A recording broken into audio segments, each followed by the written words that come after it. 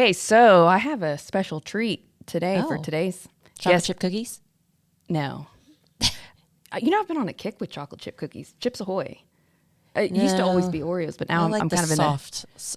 Baked Bear has the best cookies around. If you're in the DFW area, you've got to go to Baked Bear. It's at Grandscape. We don't get sponsored by them, but they have the best cookies and I've ice never had cream. a cookie from there, Oh, actually. you're missing out. But today's guest is someone that I have followed him for years, and I've known of him, and of course, I'm kind of a social media. I'm always on social Stalker. media, and I see his content. He was one of the first that was producing just video and showing up as he was, and you've never met him before. It's someone that you've Who is it? actually never been on. He's never been on an interview.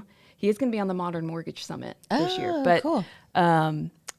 it's Shawn Kaplan from Tennessee. Oh my gosh, You know you've talked Shawn? a lot. Well, I've seen his story and follow him on social. I think that's the thing that I enjoy the most about him is he has a similar. He did not have it easy growing No. up, and he Like homeless, lived in a car, just but he rough. used that as fuel. I think that's what I appreciate the most about him is that he uses that as fuel versus I think when you learn that at an early age, that sink or swim feeling, that emotion, that anxiety, and you learn at an early age to swim, then even in a market like we're in now, some could say, okay, you're going to sink or swim. He's developed and trained that muscle over time. So that's awesome. I can't wait to bring him in. All right. Well, he calls that grit, by the way. Grit. He's very gritty, passionate and gritty. And those are the two things that he looks for when he's partnering with business partners or LOs that he brings in is do you have the grit to get through what also kind of sets the soul on fire? So are you ready to bring him on? Let's do it. All right.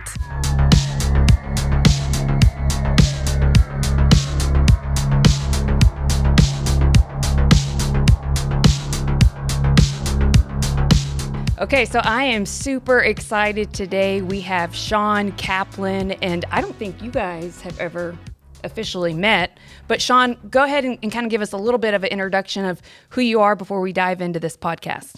Well, thank you for having me here. I was joking with you a little bit earlier. I said I'm just a nobody trying to tell everybody about somebody, right? And so, yeah, my name's Shawn Kaplan. I live right outside Nashville, Tennessee. How fun is that, Nashville? Have you Yeah. been? No. Yeah. Y'all ever come and visit Broadway before? No, but we're going to Nashville. It's in February, right? Yeah. There's a loan officer wealth event. Yeah. That I think so. We'll have to knock on your door and come look at your brand new home that you just built. Well, you're welcome to, or I'll give you all the secrets about Nashville, where to go and where not to go. Yeah, just built a new house with my wife. I've been married for 15 years. We've been together for about 20 years now. I've got a 13-year-old and a 9-year-old, two girls, and they just had a big Christmas. So cosmetics and four-wheelers. So that was the big thing.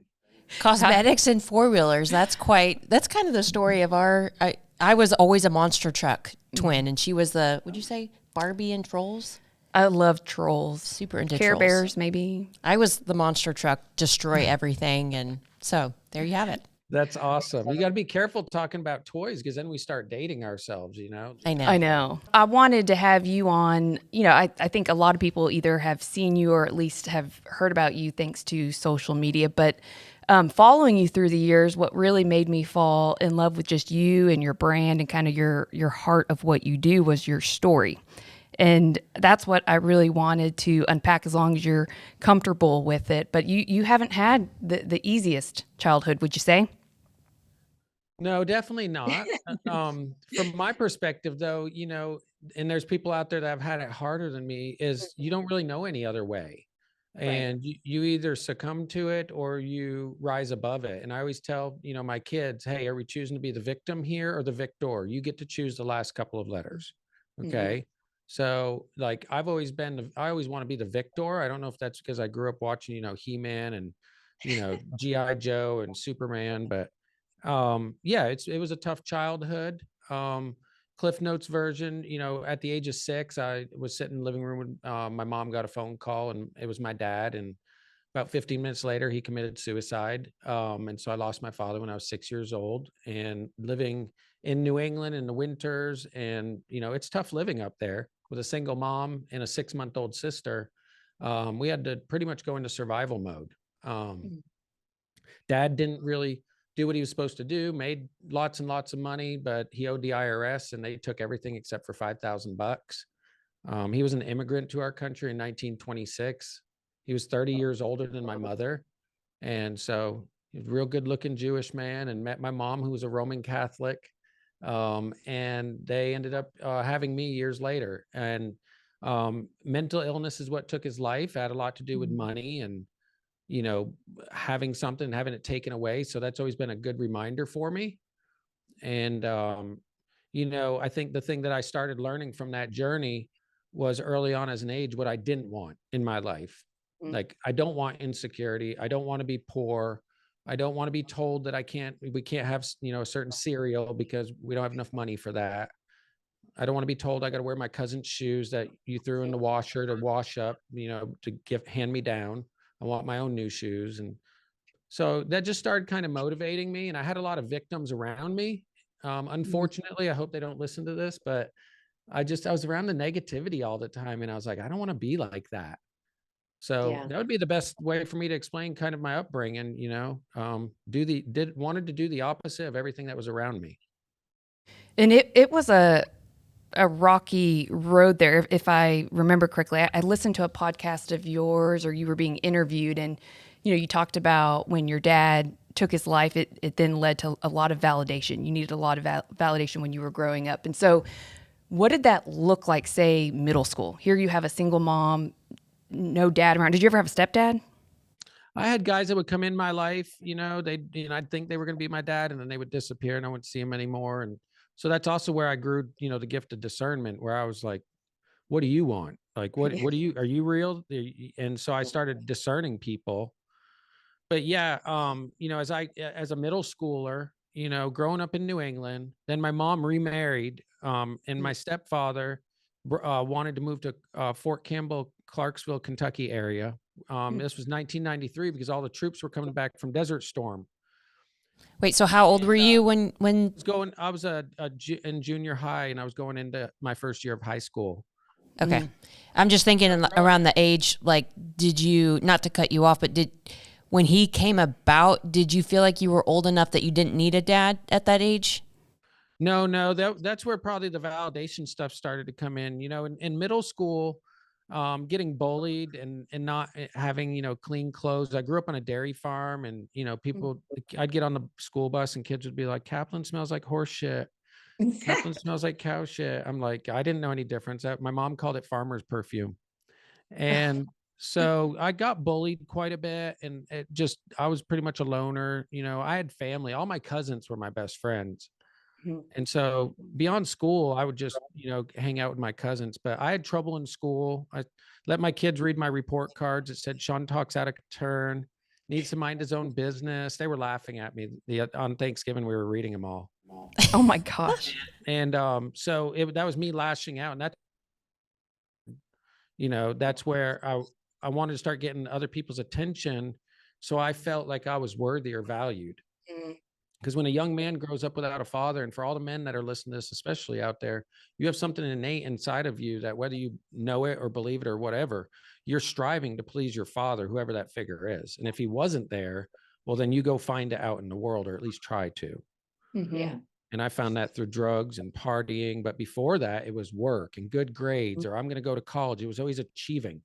And when I got into the party scene, it's like, well, everybody likes, you know, a guy when, you know, he has, you know, beers and, you know, drugs in his hand. They want to hang out and stuff, right?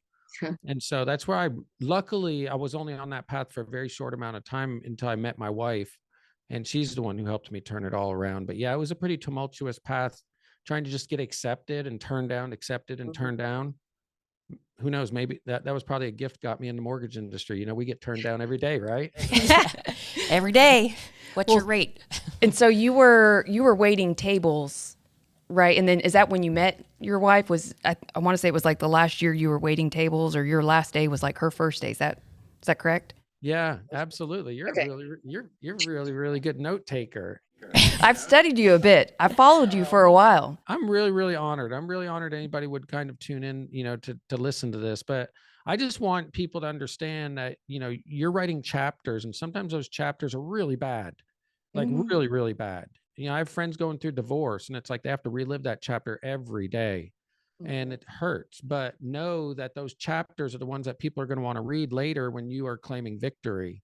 And you can't have victory without defeat. It just doesn't exist. Tom Brady's being defeated right now. Well, he's had victory, and you just got to take it with the seasons that you've got.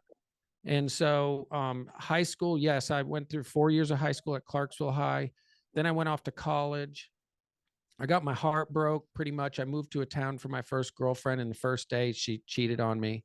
Ooh, And I found her with the other guy. And so I had moved to that town, didn't know anybody.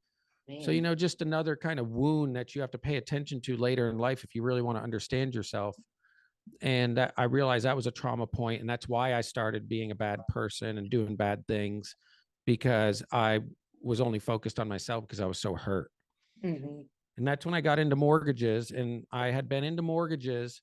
I met a mortgage guy while waiting tables, and then fast forward, I started doing them part-time while I was waiting tables. Well, I finally was going full-time because waiting tables in the evening and bartending on the weekends was a good supplement to my mortgage industry Mm. business. And my very first day that I said, I'm going to go full commission, I'm ending working in the restaurant industry, was my wife's first day, was my last day. And we bumped into each other, and we just talked a little bit, but we didn't exchange numbers. And then 2 months later, I bumped into her again in the gym. She said I was flexing my big old skinny arms over here. And she gave me her So were you number. were you flexing or no? No, no, I wasn't. And at that time I was still really, really just didn't have my eyes focused on the right things. I was in the mortgage industry because of the money. And I'll be truthful for people that might be listening to this out there. I think there's times in all of our careers that we have to wake ourselves up and say, whoa, whoa, whoa, you're focused a little too much on the money right now. Because I know that that's what helped me, held me back from real success. That's what really held me back from going to the next level, was when I stopped making decisions based on the money and the check and the finances now. And I started looking at my plan a year, 3, 5, and 10 down the road. And I said, what am I building? Where will I be in 10 years? But Don't you feel like that's where most people, and when I say most, like managers or even coaches, they always tell you to start there. Like, how much do you want to earn? And then you backwards plan the business plan. It's kind of backwards. it works for a while. Like, Mm. like I, my first 3, 4, 5 years, like that was the grit and determination that I probably needed to get into this business. But my wife made me realize that there was more to life, and that, your things in your past don't define you now. And what is really being joyful and genuine. I still have her name saved in my phone as Genuine Jen. It's Oh, been there for 15 years, but that was one of the traits. And I wanted that so bad. Well, I said, well, to have genuineness in my life and in my business around people around me, I'm going to have to actually be a genuine person like Jennifer. And so I just stopped doing bad things, and I didn't want to lose her. So I owe you know what's funny is that's how I would describe you. I think even when I told you about Shawn, I was like, he's just so genuine. Yeah. So it's funny that you use that word because that's how I would describe you. But that was a learned trait really through your wife. It's not something that was natural then. Would you say it's more natural now? Yeah, absolutely. I mean, I'm like everybody else. I still worry about, what do people think? Why didn't I get views? Why aren't they liking that? But a lot less than I used to. And we could talk about that in a moment, but that's torment that people put themselves through. But with Jennifer, yes, it's a learned trait. And I'll tell both guys and gals out there listening to this, if you're not focused on perfecting that craft and understanding yourself, then everything else that you're doing is just a part of the big plan. It's not the big plan. Because if you don't understand, like, hey, why do I react to a certain situation, or why do I get scared in a certain situation, and how you were innately conditioned that way, well, if you don't learn it, then you don't know how to go about it. Like I told one of my counselors, Cody Kearns recommended this place called Psychological Counseling Services in Arizona. And people don't just go there because, they're jacked up. We're all jacked up. We're all screwed up in some way. It's just a matter of who will own it and start using it to their advantage instead of their disadvantage. And what they teach you is, like, these trauma points or whatever these points are in our life, Like they're truly what hold us back from everything. And so one thing that I do is like, I'll get upset if the house is like disorganized or messy. Like I like organized space because growing up, I wasn't in control of a lot of things. Things surprised me. And now if I'm in a little bit more control and predictability, then I feel like that's safety. Yeah. So what Cody learned and what this place teaches, and I'm probably going to go out there for a week. They make you turn off your phone and everything, is when that starts to happen, not just why, but how to recognize it in advance, process it, and communicate through it versus, people thinking you're upset because you didn't clean the house, up, right? So I know that's kind of going off on a tangent on that vulnerability thing, but I'm super passionate about that right now, especially in the mortgage industry, because nobody wants to see your plain old clip art. Nobody wants to see your stats that you bore people with for days. No, like that. And that's why they're not getting the views. I'm not saying be a shock jock, but like talk about the fact that maybe financially things aren't going well for you right now. Imagine how many people out there are probably going through the same thing and want to relate to you. Like I appreciate you guys saying we watched it, or like uber successful or whatever the other things are, but that's my highlight reel, and I'm on a mission to show everybody the other side of it, like the bad attitude side of it, the days that I wake up and I'm not the most pleasant version of myself. I think I so relate to you on that because especially, I love the company that I'm with, but in 2020, when rates hit the all-time low, it was like, going to bed super late, waking up super early because I didn't want to disappoint all of our past clients. And I kept thinking to myself, I spent all this time and energy building this brand, and now all these past clients want to refinance, and I feel a sense of obligation to help them save all this money, because what if we never see these rates this low again? But I found myself working myself to death, trying to not lose everything that I had just built for the last decade. And I remember thinking to myself, I hadn't really seen, and I told my executive team this, but it's like I hadn't really heard a whole lot from our executive team. And it was just like, hey, great job on another great month and, these numbers. But I was like, did anybody ever think to ask, like, hey, how are you doing? How's your family doing? Are you seeing your family? Did you eat lunch today? It's like, I feel like people see you and they might see your numbers and your success, and that's what everybody goes to or wants to talk about. But it's like, there's actually a lot of ugliness or, bad ideas and bad mistakes that I've made. It's not just this highlight realm. It's like what you're talking about. Yeah. Wow. That's you opened up a big like discussion there, because like what you just said was really how we all get into this business. And then we focus on the numbers, the scripting. Now it's the videos, but we forget like a big, huge part of it. We do like a 1-year goal planning, right? Oh, what's your goals going to be in 1 year? Tony Robbins says you'll accomplish a lot less in your 1-year goals, and you'll accomplish way more than you ever expected in 10-year goals, something like that. And so I've always been a 5 and 10 years. And I was just teaching my guys this, that when, the shit hits the fan, or you got that deal that's really tough on a Friday night right before I go to Christmas break that I'm, having anxiety about, ask yourself, like, will this matter in 5 and 10 years from now? But the thing is, what you just said was, we're brought into the industry about the money, or maybe it's you enjoy sales and people, one of the other reasons, but nobody plans to just go into mortgages. So it becomes a lot about the money right away.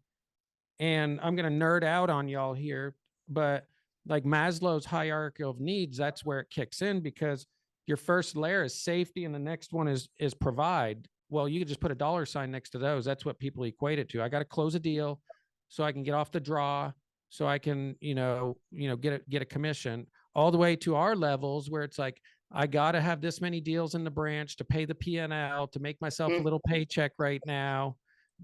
Shawn's over here killing it. Yeah, I didn't take a paycheck for 3 months. So I'm used to helping 3 dozen people every month, and I'm lucky to help a dozen right now. So I hope everybody understands, with all the content I put out there, like, it's tough right now. But then the next one is where we stop in the mortgage industry. And a lot of recruiters, even company owners, and I'm not throwing any darts out there, but that's where they stop too. It just becomes the once a month sales rally, the once a year trip, maybe got you a big gift when you had a record month. But beyond that, it just trickles off. And what they're not doing is the last 3, which is belong, affirm, and meaning. So everybody wants to feel like they belong. Well, you can only do that by touching and communicating with people more often. They want to be affirmed. So you should have some sort of reward system, verbal and monetary. And then the last one is meaning. Well, your meaning for the company or your meaning for this podcast may not be what my meaning is. We're all here for different reasons. So until you really understand what people's meaning is, why they're in that seat on the bus, and that's different for everybody, then you really can't tap into long-term employees and big producers. I was Yeah, and very, I was very fortunate to be given that and understand, and that's where the 5 and 10 years comes in. Did you learn that from what you were just speaking of, the counseling? Because I want to dig a little bit deeper on that. No, I didn't. This is from one of my coaches. So Okay. I have an executive coach, and that, he's brought that up, and we talked about this. Like, he brought me back to when I got in the industry and why these guys get in the industry, right? And then your progression, your next path, like you're in survival, Yeah. then you're into, providing, then you're into thriving, then you hopefully, in this industry, which is very rare, get to move into legacy.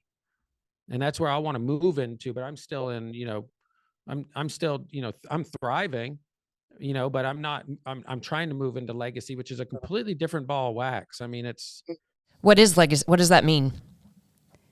What does that look like? Legacy is having a built-in business that, you can put maybe 50% of the time into and still produce at the same level, in my opinion, where you can freely give to other people and do things like this without, having to count your hours. You do it because you want to do it.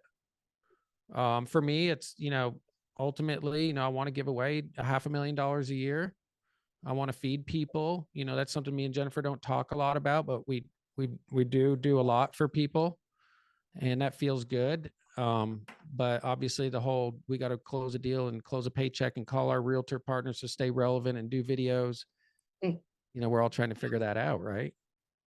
Well, and I think, you talked about mental illness and just salespeople in general, and I don't remember all those stats from the business coach that we had, but there were people who went from thriving to now they're back to surviving. And I think that mental capacity, or just beating yourself up, of constantly comparing yourself to the last year, which happened to be the greatest year in the history of time for those who are in the industry, it's a mindset battle that not a lot of people talk about. And I don't even feel like they talk about it with their management or executive team, of just who out there is drowning and maybe at that first layer of the pyramid of just, we can barely provide, let alone have Christmas. And that's not just people in the industry, but even people, maybe your clients of yours, who are struggling even these next 12 to 18 months. That could be difficult. So how would you talk to maybe that LO that's listening, who maybe went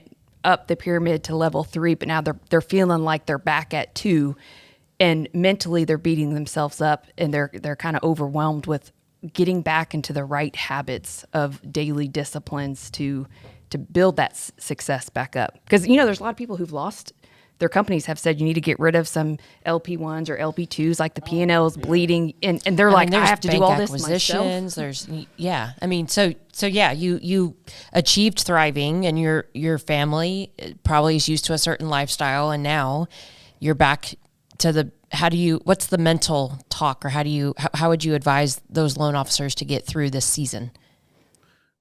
Well, I can only share with everybody, what I've gone through and what I've experienced, because there's so many different stories and circumstances. But there's a couple of things that stand out that I think we all could have abided by. So I did tell people the last 2 years, my family and my employees got tired of hearing it, but I was like, you're living in the best of times. This is the best of times. And that's not being a pessimist or optimist. That's a realist. That's the facts. So I think the first thing I would say is you have to self-evaluate. Okay. So something weird has happened in the last couple of years. They printed some free money, and everybody in history wanted to get a mortgage loan and buy real estate. So let's first of all know your numbers and be realistic with them. What percentage of that business was based on low rates? Refinances, first of all, right? If you had a huge channel account that had an open door or something like that, you got to be real about that. The other thing you have to be real about is your current mindset, right? So there's 5 of them, actually. There's victim, pessimist. There's no room for either one of those on my team, by the way, a victim or a pessimist. Then you got an optimist. Then you got a realist, and then you got a warrior. So what we need right now is warriors. So what people need to do, male or female, because I've met some badass warrior females out there, but it's a mindset. It's not a, wearing camouflage. It's a mindset that this world is a jungle right now, and it'll either eat you or you're going to eat. And I tell my girls that all the time. I'm like, it is a nasty, hard world out there right now, and nobody cares about your feelings. People are going to trump over you and make you feel invaluable. You have to make yourself feel valuable every day. And here's why you're valuable. So if you're stuck in that victim pessimist, it's okay. We all get there. But you can start with, the next thing I would do is have HVAs every day. And HVAs are high value activities. And I would just say, people overwhelm themselves. Like, I'm going to work out 7 days a week. Okay. How about just, go for a walk, once every 3 days? Or even smaller than that, don't hit your snooze button, whatever your HVA might be. But mine is drink a gallon of water, 5 gratitudes out loud, like something I'm truly grateful for that day that's just occurred to me. And then I try to exercise 3 days a week for an hour. And I mean, just whatever your HVAs are, you got to get yourself out of that victim and that pessimist mindset. And then you can start moving to a real opportunist, realist, and, warrior. I do the same thing for your work. What would be a badass warrior day today? Like just today, if I left, in other words, what would make you feel accomplished when you turn the lights off? If only 3 things got accomplished. Okay, I'd like 5 leads. I want 2 locks. I'm going to go ahead and call my 10 best realtors and tell them about my move to my new company and a product that maybe they need to know about and an invitation. 10 people. And then the third, I'm going to fill out 5 thank you cards. I've been lazy on my thank you cards. Those are super simple. And that today would make me feel like I championed the day. So the thing that is going to be tough for people, and you just have to go back to being realistic with yourself, is people bought things they shouldn't have bought the last couple of years. They built houses they shouldn't have had no business moving into. They didn't save money. They just made mistakes. Own it, deal with it, and make major life decisions right now. Like cut things, sell things. I sold my Audi R8. It was my dream car. I drove it for 2 years. I bought it for $130,000, sold it for 135. 3 years later, had a great time with it. I'll buy another one when things get good. I wanted to build my house more than I wanted to drive around in a sports car. So people are going to have to get really serious about the stuff that they did, the financial choices they made the last 2 years. I had one friend give up $50,000 on a house he was moving in. He's a loan officer, because he knew that wasn't what he needed to do. He'd rather lose 50 now than move into it and have this big old giant house, Wow, that's pretty incredible. That's pretty insightful to, walk away from that kind of deposit, knowing that it's just a trap. It's and then you're in it, and then imagine the stress that you're in it when you can't, and that stress is real. So I was at a Todd Duncan Elite coaching thing, and RJ Crosby, he works at Benchmark. He said something that I thought was really neat. He said it was probably a group of maybe 15 branch managers, loan officers, regionals, it was an assortment. And he said he started the meeting, which I thought was a brilliant way to start it, is write down the 5 worst days of your life, worst days, worst events. And so he literally made everybody, he's like, no, I'm not just saying like, here's 30 seconds, write down. He's like, I want you to be super intentional and literally write down your 5 worst days. And so we all sat there, and for 10 minutes, everyone's writing. And then he said, now I want to tell you, you're undefeated. And he said, I want you to tell yourself in the morning, you're undefeated, meaning all these 5 worst days that you've ever had, you managed to get through them. And so you could be having a bad day, bad season, bad chapter, but you will get through it. And it's like what you're talking about. It's having the right mindset, being grateful for the little things. And even Shayla saw that she shared, sometimes people struggle with finding things to be grateful right now.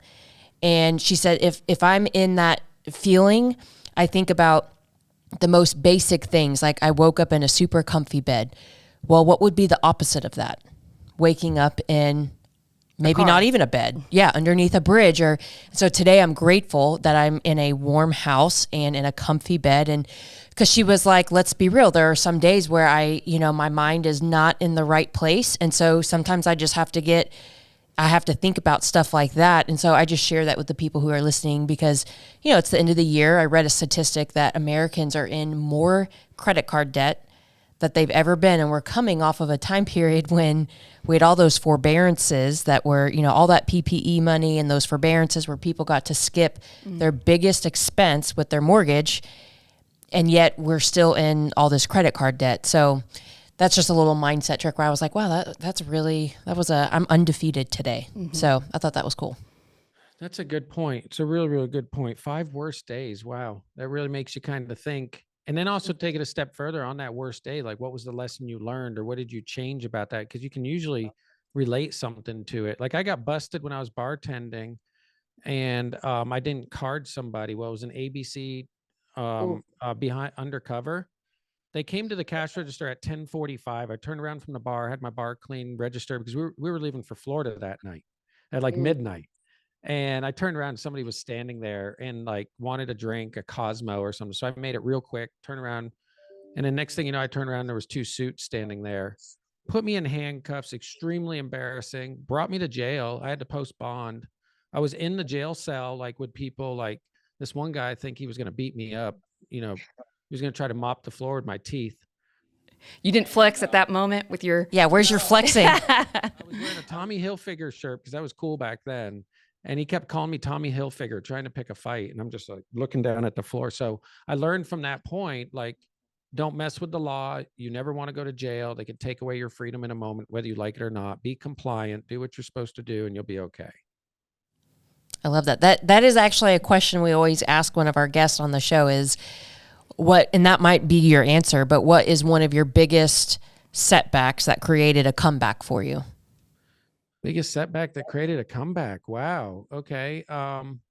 So on that note, I mean, they had to fire me from that job and I was very well respected by the restaurant owners.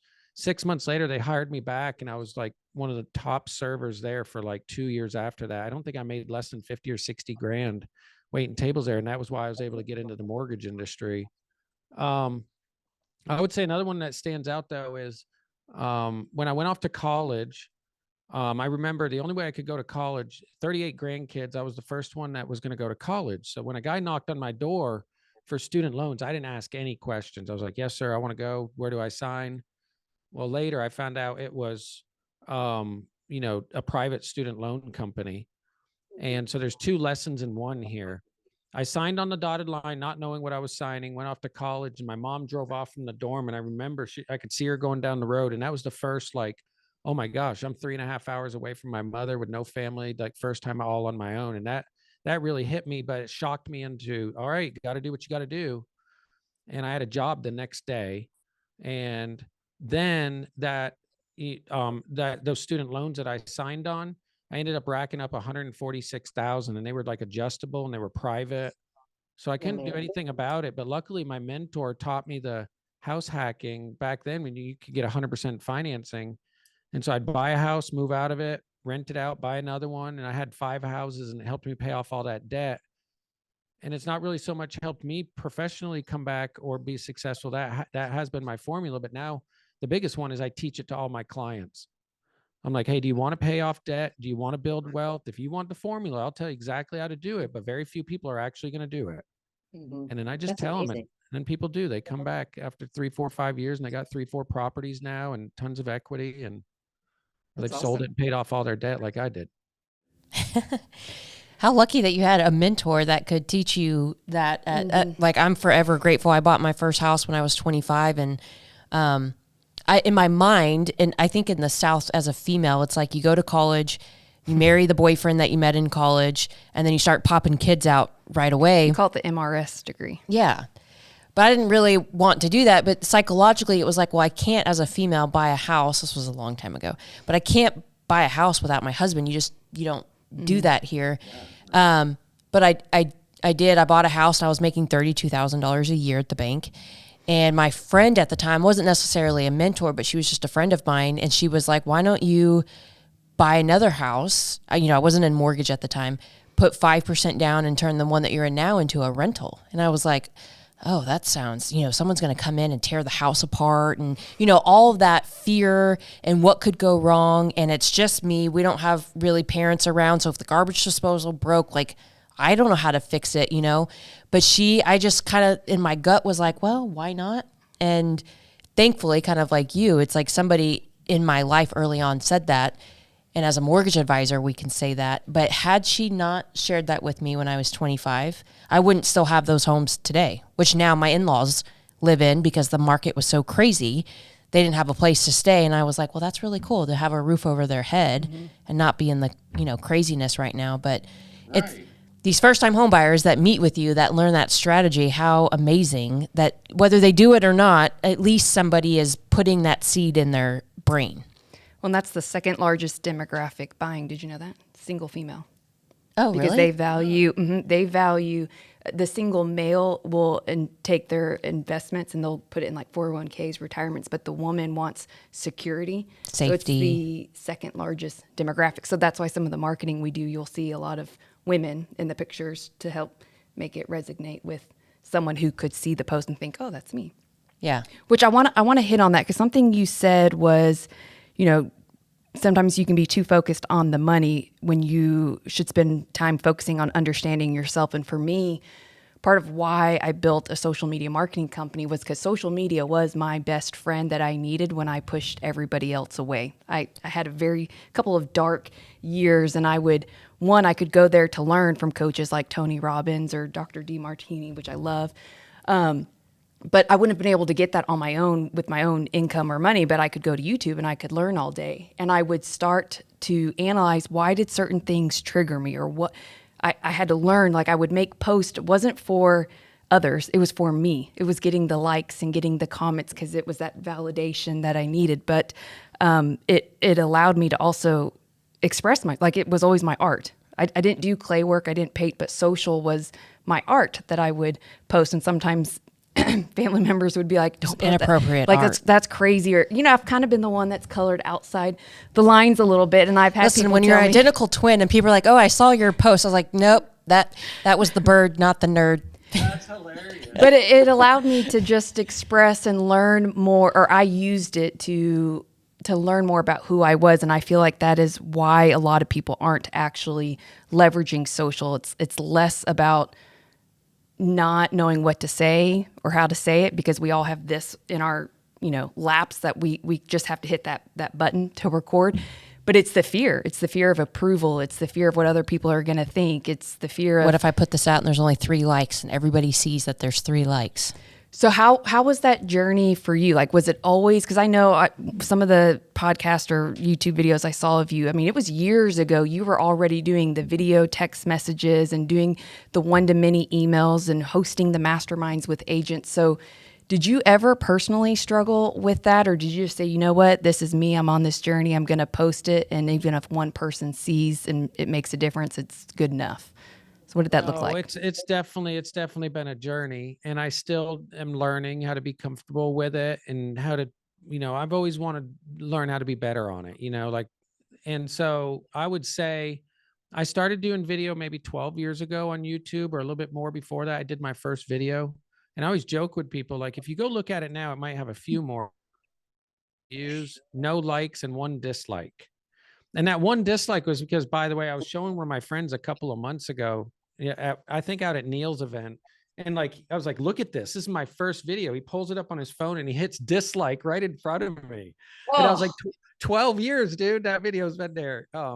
But I think just understanding that all of us feel like we look dumb and don't like the sound of our voice, just assume that.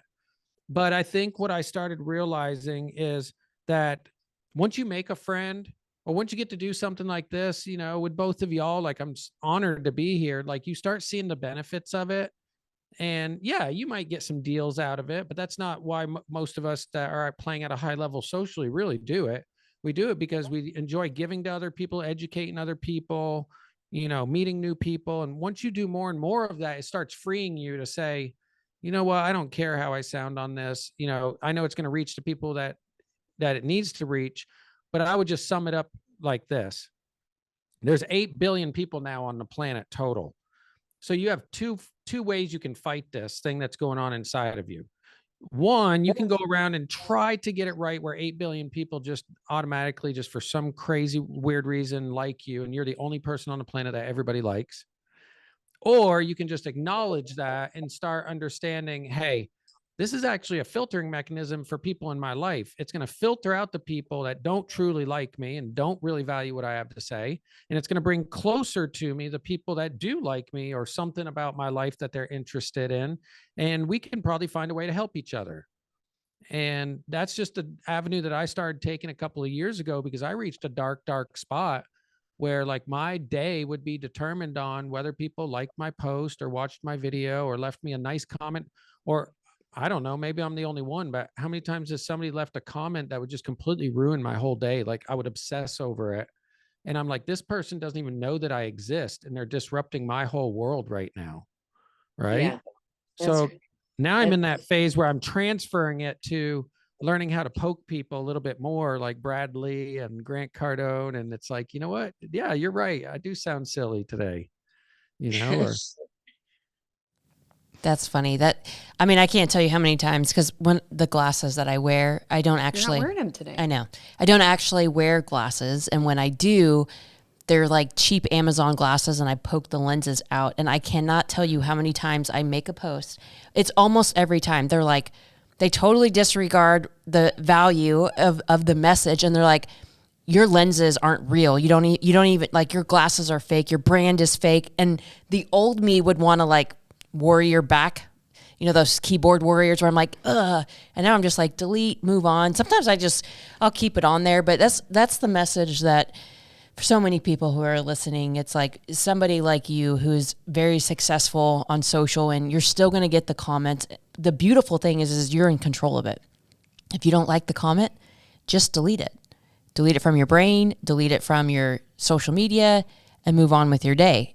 There's some that are inappropriate, and I delete and then block. Mm-hmm. But I think that's sometimes the fear that creeps in of why people just don't even put themselves out there is for those negative comments. And it's like, then just delete them and move on. Or, as loan officers, it's like you post something about FHA and you say down to 580, and you've got all these other loan officers, and they're like, well, I can do down to 500. And you're like, yeah, okay, but that's like the unicorn loan. You get those yeah buts.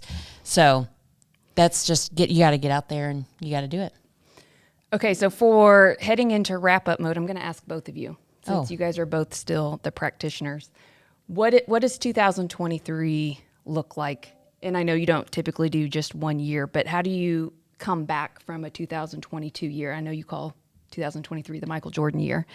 What are y'all going to do differently? And what worked? So what worked? What are you going to stop doing? And what have you learned? So stop, start, learn.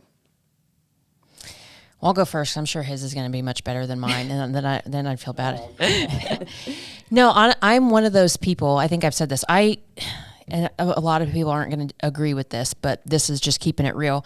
I don't ever set out an annual goal like I want to do 250 million this year, or I know that if I eat right and I go to the gym every day, then at the end of the year, I will be a healthier version of who I am than when I started, if I just ate like crap and didn't go to the gym. So what that looks like in the mortgage business is, I know if I do my social media and I put on my realtor masterminds and I do those highest and best use of my time, then I know that the results will come. I can't control how many locks I get that day. I can't control how many loans I fund that month. But if I just focus on the things that I need to do every day, I couldn't even tell you how many, unless Dave Savage calls me and says, where are you at year to date? I don't know, because I'm literally so maybe too narrow focused on what the day needs to look like today, what team member needs a little bit more TLC. I just am so narrow on each day and conquering each day and making each day good that I know a year from now or 3 years from now or 5 years from now, I will be in a better position. It doesn't have to be 10% better or 15, you know what I mean? Mm-hmm. So that's my... I think you do something similar, Shawn, because do you still coach with the core? I do. Yeah. And you had done the core, but that ideal week and kind of theming your days and making sure you're doing those activities over time, it does compound. It's when you forget to do like that one day, maybe it's the database calls or we call it protect the pipeline for the win by noon world. When you don't do that for a whole year because you're so focused, or maybe you're buried in refis, it can have an impact on your purchase Yeah, business. that's what happens when you eat chocolate donuts every morning. Not for me. Okay. All right, Shawn, she gives me grief because I am not the one that eats super healthy. She does not gain any weight. Being identical twins, and I go to the gym every morning at 5:30 in the morning, and I eat well, and I still weigh more than her, and she eats donuts and doesn't step foot in the gym ever. So I'm not bitter. But I have 4 kids, 3 boys. They're all in sports, and so we are very active. We'll just say Active. There you go. Okay, your turn. Last January, it literally changed my life. Was I just said, I'm going to drink a gallon of water each day. And I swear after like 90 days, people were like, you look a lot younger. Did you have I even had friends ask if I had work done. And now it's winter and I got this, half beard on my face or whatever it is. And I'm not drinking my water. I'm like, I'm just going to start drinking my water again. That's funny. So I would say my 3 things I just jotted down is I've doubled down on my marketing the last 3 years in a row. So whatever my budget was on marketing, I just doubled it, allocated it for the year. Well, now I'm starting to realize just because you double it doesn't mean that it's growing in the way you want. So I'm doubling down on my branding, my creative, and my copyright. So I've got I was going to say, when you say marketing, that's kind of broad. Which items of marketing are you doubling down on? Yeah, I think there's a lot of great people in our space that are doing a good job, but a lot of us just look the same. We're doing the same style format, same videos, things like that. So for 2023, I want people to look at my look and be like, hey, he's doing it completely different. I want to have my own copyright and I want to have my own creative, so I've hired an agency and a coach to help me in both those areas that are going to basically, you'll see the change in all of it. The other one is, look, I operate a branch for Cross Country Mortgage. So like if I have other loan officers around me producing, not only does it help the bottom line revenue, but I'm at a point in my life that I want to change somebody else's mortgage business in their life and their career the way that other people have for me, but I want to do it faster and quicker and better. So taking all the tools that I know and having just, a couple of guys that I can breathe into versus having, 50 different people, underneath my toolage, would be enjoyable for me. And then the last one would be, it's my 10, 10, 10, 10%, 10%, 10%. So I want to improve my average purchase loan amount by 10%. So that boils down to who I'm calling on, who I'm seeing, what materials I'm putting out, what activities. I want to increase my unit goal by 10%. So if I, close 360 units this year, I want to close 36 more next year. 10% is a good goal because it's achievable in a tough environment. I think more than that, most people set these goals 20, 30, 50% higher. It's impossible. And you're setting yourself up for failure. 10% is going to be tough next year. But what I'm going to do with that, and then the last 10% is become 10% more profitable. I moved to a new company. I renegotiated. I signed a new contract. I've cut expenses on things that were kind of antiquated services. I'm not going to renew certain programs that I was using in the last 2 years. And so that'll give me a 30% increase over, what we did this year.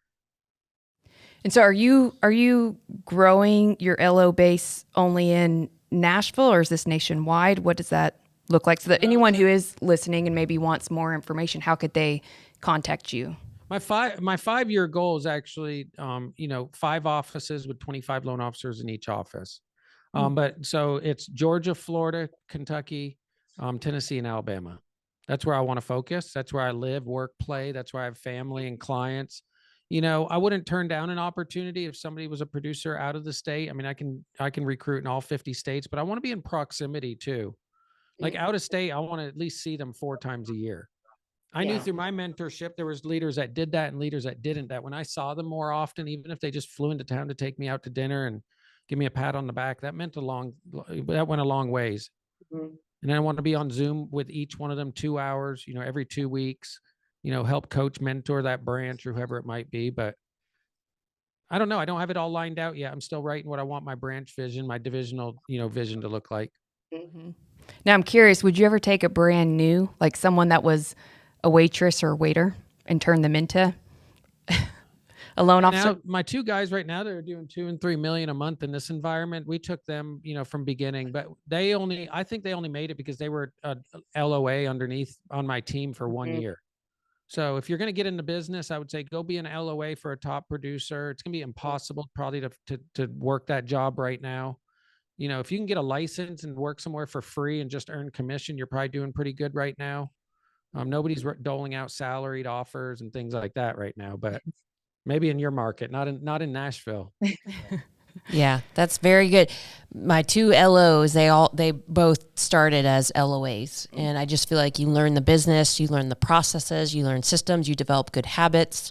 I think that's the recipe. If you're interested in, it's a great job. You get a lot of freedom. You can make a good income. You can make a great impact. Well, it's the repetition too, because I remember even when I first joined your team, which I made lots of errors, cost you quite a bit of money. But if I didn't see the number of loan apps that came through that I could just work and try to find different solutions for on my own, I mean, I would have had like a couple a week, not 15 a day. So the repetitions really help out getting on a pro team, and the support, the camaraderie, the culture.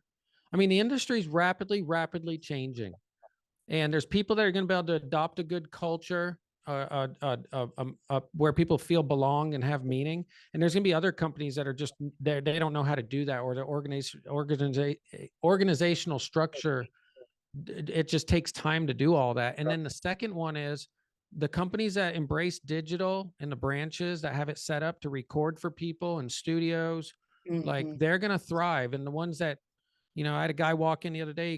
He looked at my microphone. He goes, "Oh, you're a YouTuber." I was like, I knew right there, I'm done. Like, I hate to say it, but that I was already turned off in my head. That's funny. That's so funny. Man, well, this has been so amazing. I'm so glad I finally I've seen you and watched you, but we've never even actually had a conversation. So that's exactly why I love doing these podcasts, is not only did I learn a lot today, but I think my brain was fueled with some positivity. So I appreciate you and your time. Hope you have a good rest of your Tuesday. And for everybody listening, make sure you hit subscribe, follow Shawn, get your brain fuel. And until next time. Thank you, Deborah. Thank you, Denise. Bye-bye. Bye.